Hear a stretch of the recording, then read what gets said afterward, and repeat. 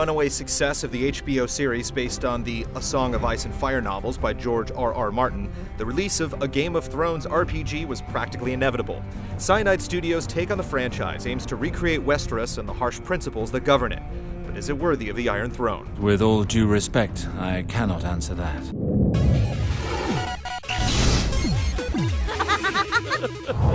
Listen to me! Rather than regurgitating the books or show, the game begins several months earlier, progressing alongside the series' opening events. The tale alternates between two drastically different men, Mors Westford, a veteran of the Night's Watch, and Alistair Sarwyck, an estranged heir of a noble house, seeking to claim his place as lord. After rubbing elbows with the likes of Queen Cersei and Lord Commander Mormont, their paths eventually converge as both are tasked with locating the same mysterious girl. She probably hates me as much as she does her imp of a brother. As is characteristic for the series, much of the plot involves the conflicts of living a life of honor amidst a web of political intrigue caught between the motivations of numerous manipulative players. The interactive dialogue doesn't make for huge differences along the way, but these moments really put you in the role as you decide how to respond to the Queen or give someone bad news. Plus, if you've only seen the show, short codex entries collected throughout the game do a great job of deepening your understanding of the series, without being overwhelming. How might I please you? The story lacks much of the wit and personality that fans are accustomed to, and it can be rather long-winded at times. However, there are enough juicy threads and shocking revelations to carry you through to one of 4 different endings. And once you're dead, your leader will be next.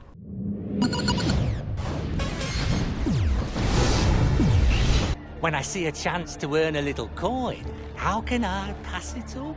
The chapter-based design of Game of Thrones has you changing scenery as the story dictates. One minute you'll be defending the wall from wildlings as Mors, the next you'll join Alistair to quell riots in River Spring. The alternating pattern keeps you with each character for a few hours at a time until the two join forces in the latter half of the game, and completing all 16 chapters takes about 30 hours in all. Now here's a visitor who brings back pleasant memories. Since your progress is restricted to this chapter structure, side quests are a grab-it-while-you-can affair. There are a few tasks like recruiting men for the Night's Watch that take place over multiple chapters, but for the most part, you have to find and complete side quests before you move on. There's only about 1 extra mission per chapter, but most are interesting and significant. One has Mors sniffing out traitors among the ranks, while another quest has Alistair infiltrating a mansion to get revenge. Are you resisting arrest? I bloody well am. There's no overworld to traverse, so traveling from the north to King's Landing is just a matter of choosing a point on the world map. While there are castles, dungeons, and houses of ill repute, there's really no payoff to exploration, and without a proper minimap, it can be a bit of a pain to navigate new areas. Since quests have you retreading a lot of ground, you can find all the loot you need along the way. You are quite the optimist. As far as loot's concerned, the practice of grabbing gear from fallen foes doesn't mesh well with the fiction of Game of Thrones. Donning the armor with the best stats can result in you displaying the crests of 2 or 3 different houses, or you might have a man of the Night's Watch wearing garb from his wildling enemies. It's just completely out of character. What could you possibly gain from that?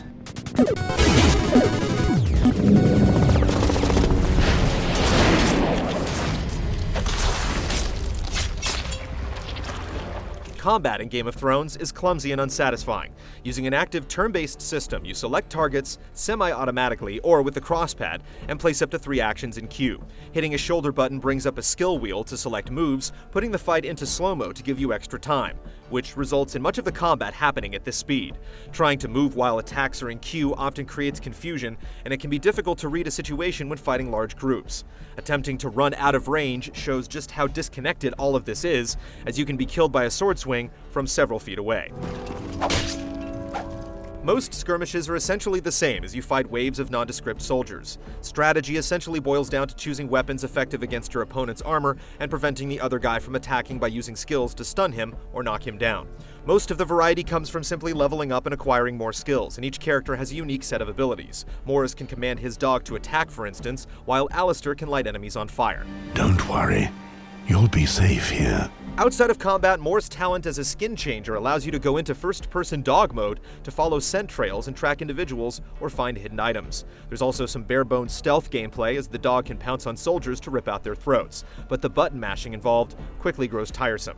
Meanwhile, Alistair can discover secret passages and solve some light puzzles, but neither of these elements are particularly stimulating. Inevitably, the game is at its best during character interactions as you seek evidence, listen to testimony, and make decisions, often determining whether someone should live or die. Let him go. Very well.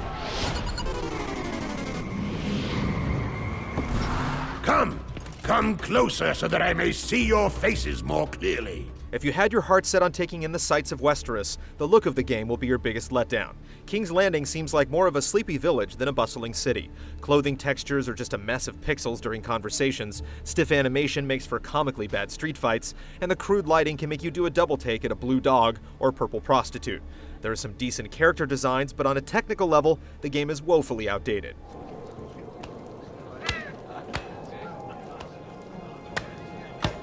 On the audio front, the voice acting is rigid but mostly bearable. The score borrows a few tracks from the show, including the excellent title theme, but otherwise, the music is composed of short, lethargic loops that only serve to dull the experience. No!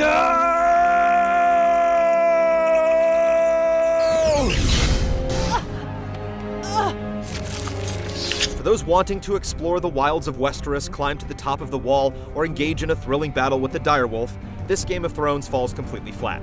However, if you don't mind suffering through the combat, the visuals, and the lackluster environments, there's actually a decent interactive story to experience. Of course, that's a very big if.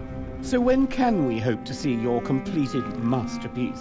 I already told you. Next year. He says that every year.